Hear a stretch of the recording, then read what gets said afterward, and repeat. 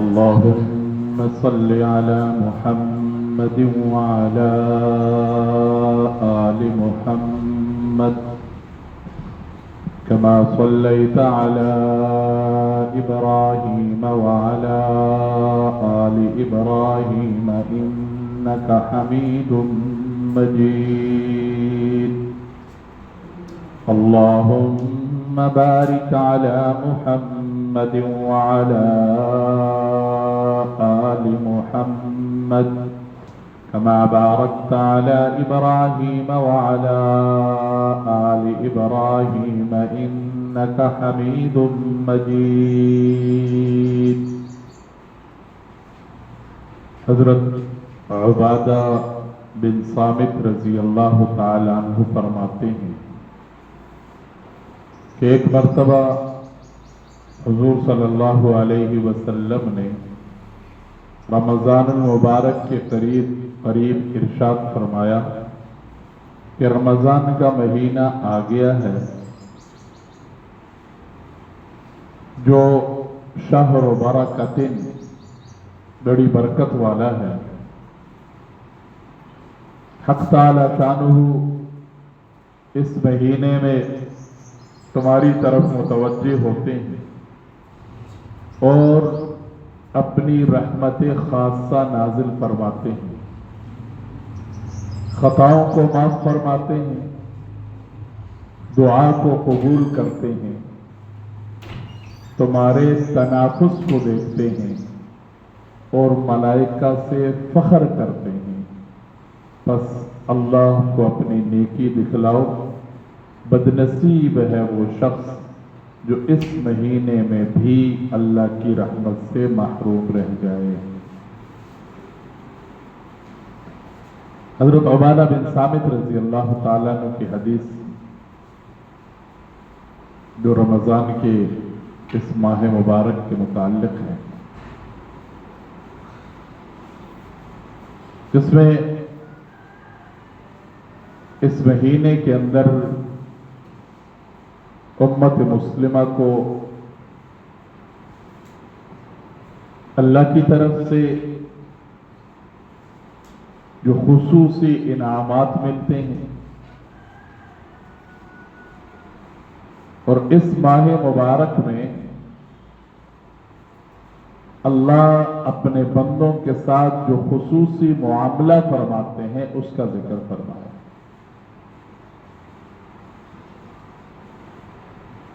سب سے بڑی خصوصیت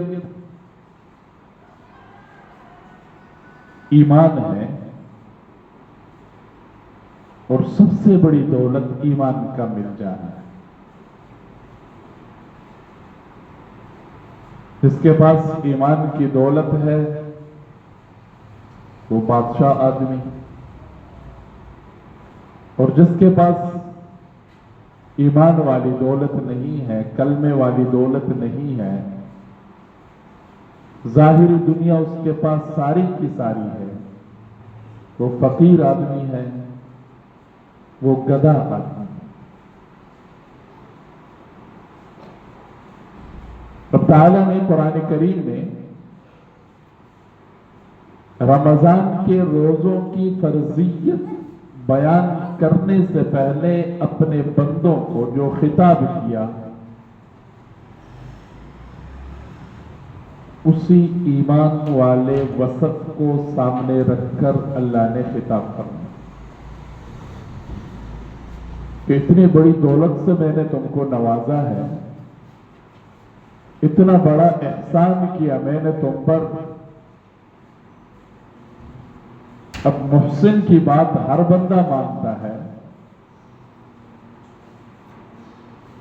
جس نے دوسرے کے اوپر احسان کیا ہو اس کے احسان کا بدلہ یہ اس کی بات مانی جائے. اللہ فرماتے ہیں یا ایھا الذین آمنو، اے میرے وہ بندو جن کو میں نے ایمان جیسے عظیم دولت سے نوازا. اور ایمان اتنی بڑی دولت ہے अगर किसी को इस ईमान की हकीकत का पता चल जाए तो दुनिया क्या, माल और दौलत क्या, घर बार क्या, औलाद क्या, अपनी जान जो सबसे अजीज है इंसान को, ये सारा कुर्बान कर देगा, लेकिन ईमान हाथ से जाने नहीं। ईमान की हकीकत का पता चले। सानू तो किसी एक विखाणी नहीं क्या सिखने ना भाई, ऐसी साढ़े ते हाथ खड़े। कितनी एक बड़ी ताकत है ईमान की, लेकिन ईमान की ताकत का पता चल जाना, ईमान के पावर का अंदाजा होना, इसके लिए कुर्बानी चाहिए होगी।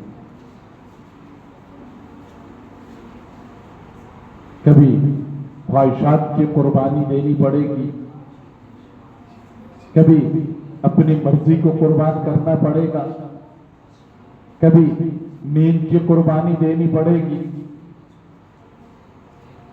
आजकल जो हमारी हालत है ना, अल्लाह का हमसे इतने बड़े कुर्बानी का मुतालबा नहीं है तो पहले लोग कर गए। कुरान करीम में जिस वाक़या का जिक्र है 3 पारे में, अलम तर इलल लज़ीना खरजू मिन दियारिहिम व हुम गुलूबुन हज़रल मौत फ़क़ाल लहुमुल्लाहु मूतू सुम्मा अहयाहुम इन्नल्लाहा लज़ू फ़ज़लिन अलन्नासि वलाकिन्न अक्सरन्नासि ला यशकुरून। जा रहे हैं, गर्मी का मौसम है, प्यास लगी हुई है, सामने नहर है, पाबंदी लग गई, भाई पानी नहीं पीना। यहां तक फमन शरिब मिन्हु फलैसा मिन्नी वमन लम यतअमहु फइन्नहु मिन्नी। पानी को मुंह लगाओगे ईमान खत्म, पानी से बचोगे ईमान बाकी। कितना बड़ा तकाजा है और कितना बड़ा इम्तिहान है। अल्लाह हमें इम्तिहानों से बचाए। ईमान के जो तकाजे हैं, ईमान बाज़ औक़ात मुतालबा करता है कुर्बानी का, और जब कोई उस कुर्बानी पर पूरा उतरता है तो अल्लाह फिर उसको चमकाते हैं। हज़रत सहाबे किराम की जिंदगियां देखें, ईमान के लिए जो भी तकाजा सामने आया, ईमान के लिए जिस भी कुर्बानी की जरूरत पड़ी, हज़रत सहाबे किराम ने ईमान को बचाने के लिए अपने तकाजों को कुर्बान किया। ईमान को बचाने के लिए हज़रत सहाबे किराम ने हर तरह की कुर्बानी का इस्तकबाल किया और कुर्बानी को जो है वो कबूल किया। हज़रत बिलाल रज़ी अल्लाह तआला अन्हु के वाक़यात हम नहीं सुनते। आग के अंगारों के ऊपर उनको लिटाया जा रहा है और मुतालबा सिर्फ एक है कि ईमान छोड़ दो। हज़रत सुमैया रज़ी अल्लाह तआला अन्हा, मुतालबा एक है, ईमान छोड़ दो। बाकी जो सहाबे किराम है, एक ही मुतालबा है, एक ही तकाजा है, ईमान छोड़ दो, लेकिन जान भी ईमान नहीं छोड़। मैं बताना ही चाहता हूं कि कुरान करीम में रब ताला ने रोजों का जिक्र, रोजों की फर्जियत का जिक्र बाद में किया, पहले अपनी एक नेमत याद दिलाई।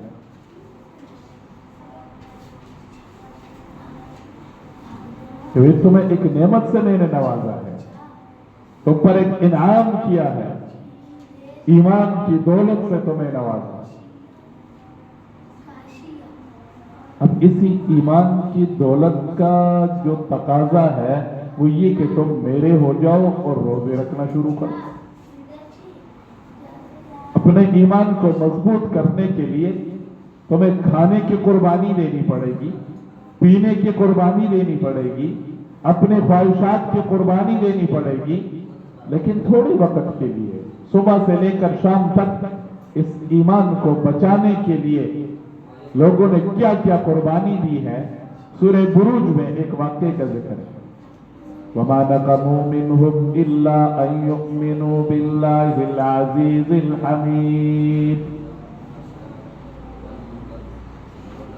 کہ جو کچھ ان لوگوں کے ساتھ ہوا وہ بدلہ اس بات کا تھا کہ وہ اللہ کی ذات پر ایمان رکھتے۔ حضرات مفسرین نے ایک واقعہ نقل کیا ہے جو صحیح مسلم میں وہ واقعہ موجود ہے کہ وقت کا ایک بادشاہ تھا۔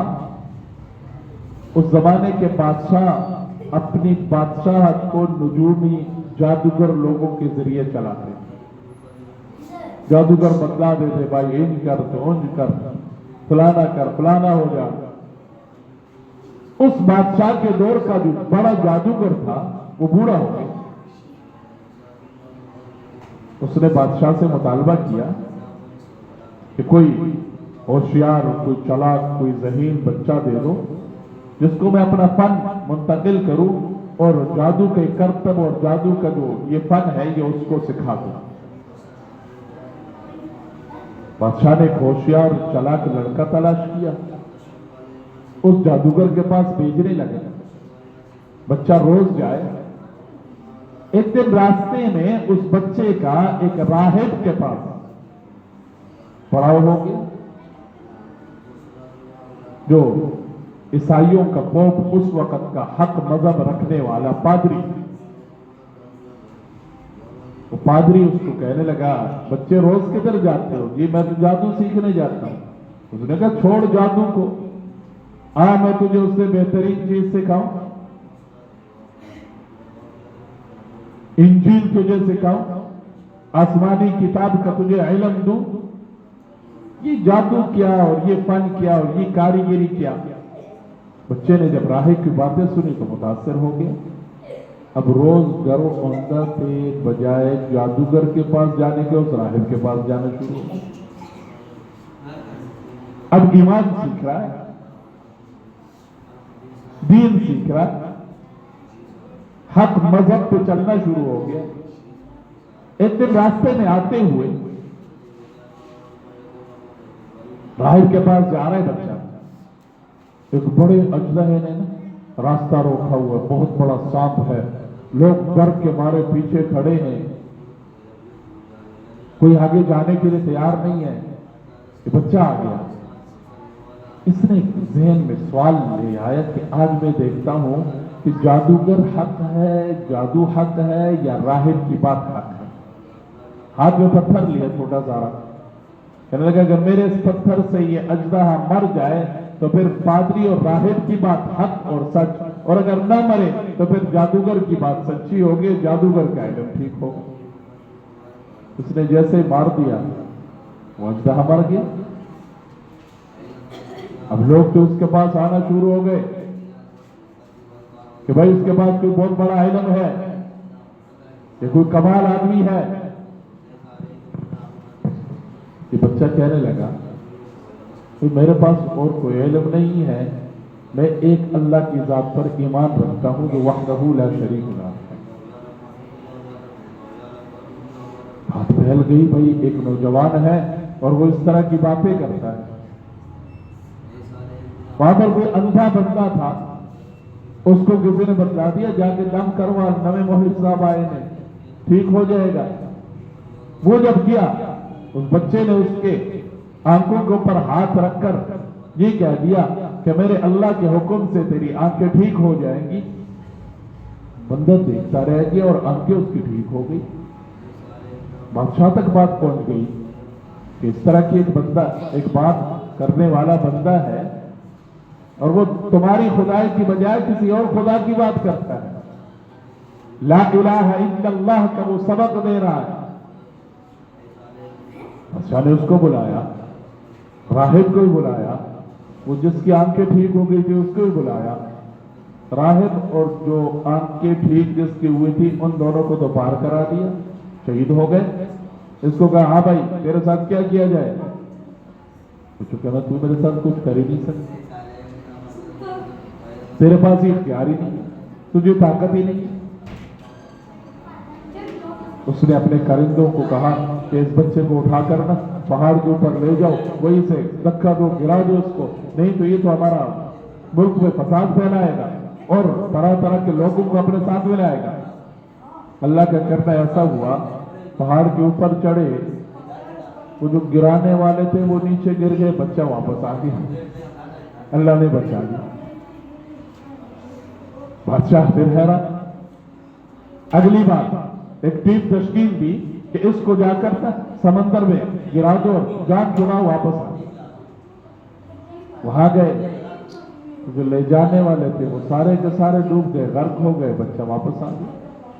اب بادشاہ حیران ہے، پریشان ہے کہ اس کے ساتھ کیا کیا جائے۔ اب بچہ کہنے لگا، اگر میری موت چاہتے ہو، مجھے مارنا چاہتے ہو، تو جیسے میں کہتا ہوں ویسے کرو، میں مر جاؤں۔ تو کیا کیا جائے؟ یہ میرا تیر لے لو اور یہ تیر مجھ پر چلاتے ہوئے کہہ دینا بسم اللہ ربی، کہ اس ذات کے نام پر یہ تیر چلا رہا ہوں جو ذات میرا بنا۔ بچہ نے کہا چلو یہ کر لیتے۔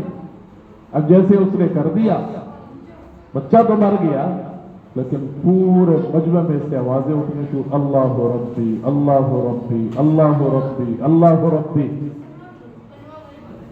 جس کو ختم کرنا چاہ رہا تھا وہ تو اور لوگوں کو بھی ساتھ لے آئے۔ اب بادشاہ نے میٹنگ بلائی، مشورہ کیا، بھائی کیا کیا جائے؟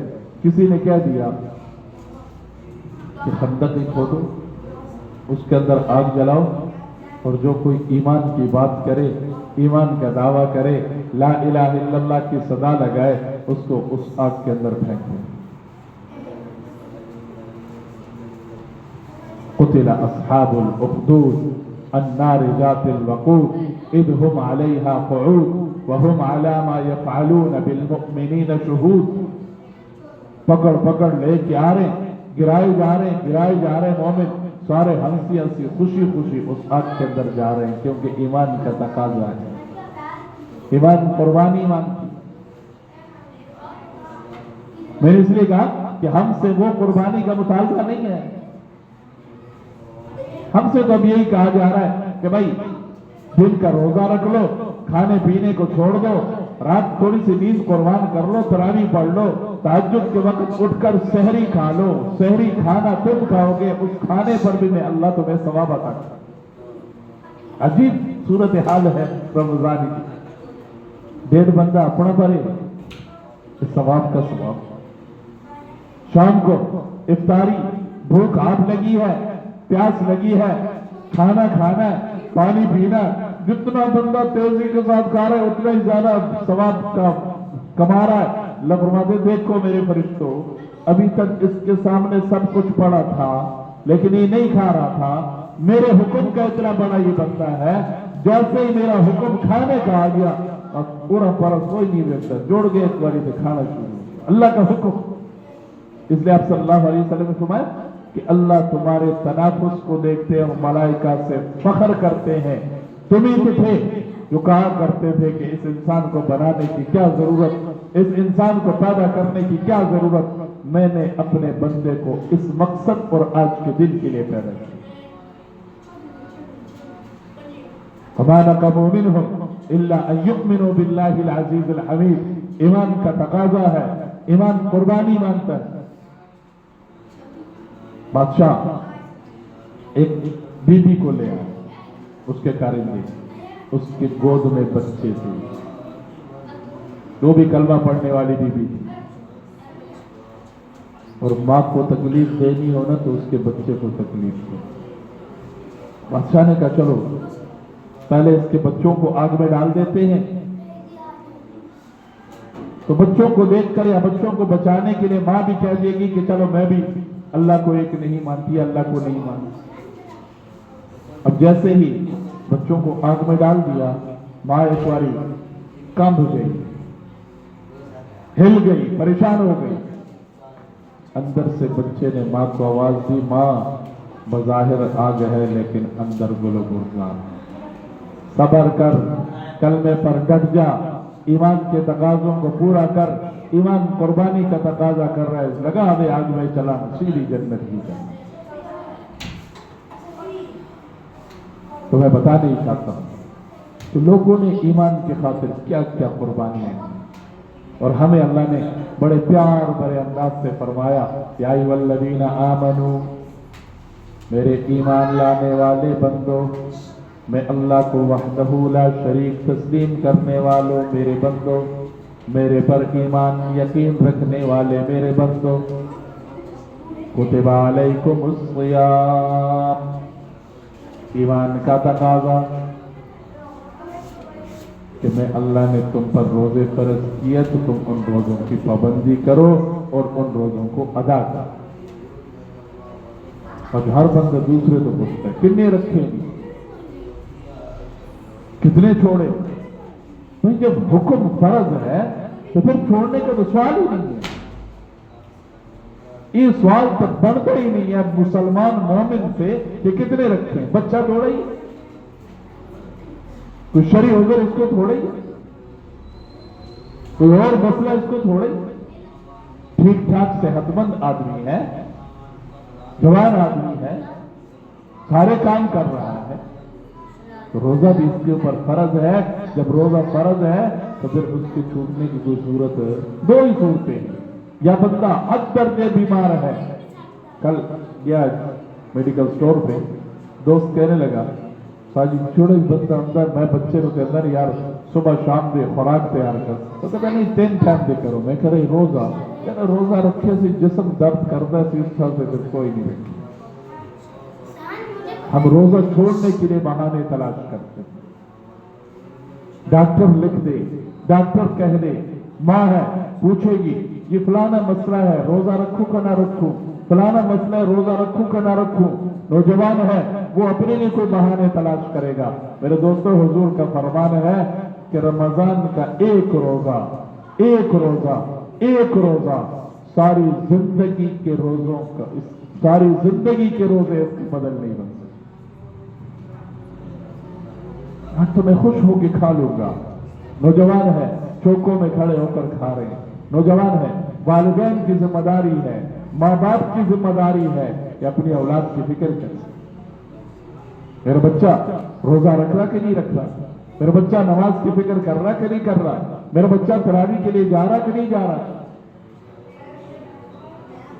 والدین صرف دنیا داری کے لیے نہیں ہے، اچھی تربیت کرنا، نیک سیرت بنانا، نیک سیرت کی ترغیب دینا، یہ والدین کی ذمہ داری، اس کے فرائض میں شامل ہے۔ یہ نہیں کہ بچوں کے نکل گیا کرو تو نکل گیا، جو آ گیا تو آ گیا، نکل گیا، کھان کے ٹائم آ گیا، کھا پی کے پھر نکل گیا، کوئی پوچھ نہیں ہے نمازوں کی، کوئی پوچھ نہیں ہے روزوں کی، کوئی پوچھ نہیں ہے تراویحوں کی، تو اولاد کی وجہ سے میں اور آپ بھی گناہگار ہوں۔ ذمہ داری ہے ہم سب کی، ہم فکر کریں۔ دنیا کے کاموں پر ہم اولاد کو غصے ہوتے ہیں، بعض اوقات ان کو گھر سے نکال دیتے ہیں، بعض اوقات ان کو تھپڑ تک مار دیتے ہیں، تو دین کی خاطر کیوں نہیں کر سکتے؟ کوشش کرنی چاہیے۔ اللہ مجھے اور آپ کو عمل کی توفیق نصیب فرمائے۔ باقی حضرت عبادہ بن صامت رضی اللہ تعالیٰ عنہ کی اس روایت پر بات کل کریں گے انشاءاللہ۔ آمین۔ الحمد للہ رب العالمین والعاقبۃ للمتقین والصلاة والسلام علی رسولہ الکریم وعلی آلہ واصحابہ اجمعین۔ سبحان اللہ وبحمدہ، سبحانک اللہم وبحمدک، نشہد ان لا الہ الا انت، نستغفرک ونتوب الیک۔ رب اغفر وارحم وانت خیر الراحمین۔ اللہم اغفر لنا وارحمنا واعف عنا۔ کریم اللہ ہم سب کو معاف فرما، ہمارے صغیرہ کبیرہ گناہوں کو معاف فرما، ہمارے اٹھے ہاتھوں کو قبول فرما، ہماری اس مجلس کو قبول فرما، اور اس کے بدلے یا اللہ ہم سب کے تمام جائز حاجات اپنے خزانے گھر سے پورا فرما، سب کی مشکلات دور فرما، مشکلات دور فرما، مصیبتیں دور فرما، آسانیاں پیدا فرما، آسانیاں پیدا فرما، مشکلات کو یا اللہ ہمارے سے دور فرما، ہمارے سے دور فرما۔ رب کریم رمضان کا مبارک مہینہ دوسرا عشرہ مغفرت کا عشرہ ہے، ہم سب کے مغفرت کے فیصلے فرما، ہمارے عزیز و اقارب، رشتہ دار، بہن بھائی، والدین زندہ یا فوت ہو چکے ہیں، اللہ سب کے مغفرت کے فیصلے فرما، سب کے درجات بلند فرما، سب کے درجات بلند فرما، دین ہم سب کے لیے آسان فرما، قرآن ہم سب کے لیے آسان فرما، اللہ نماز ہم سب کے لیے آسان فرما، نماز پڑھنے کا، قرآن پڑھنے کا، ذکر اذکار کرنے کا، اپنے یاد میں وقت گزارنے کے اللہ ہم سب کو شوق نصیب فرما۔ وصلی اللہ علی النبی الکریم وعلی آلہ واصحابہ اجمعین۔